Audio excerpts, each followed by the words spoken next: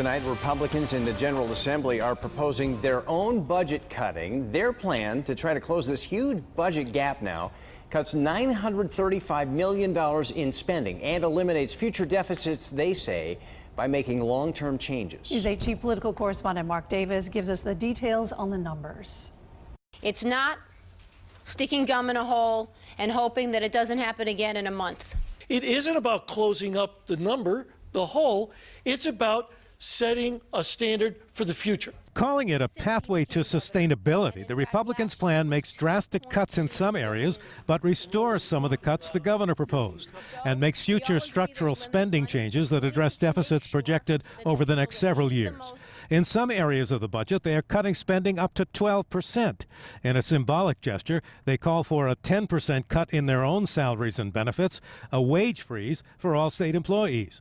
But they also restore some of the cuts that the governor proposed to the state's hospitals, and the aid to the local towns for things like education and other town services. The head of the state's largest business organization was praising the Republican plan almost immediately. When they're saying predictability leads to greater confidence and leads to jobs is exactly what the business community has been saying for quite a while. The Republican plan also does meet the governor's stated criteria of no borrowing, no tax hikes, and no using the state's rainy day fund, conditions the Speaker of the House does not accept. It's not really up to the governor to tell the legislature what the conditions are for a budget. We will produce a budget that will be balanced and that will address the deficit. The governor's office putting out a statement saying the Republican plan has many similarities to his, but there are also areas where he has questions and wants to get together and move the conversation forward.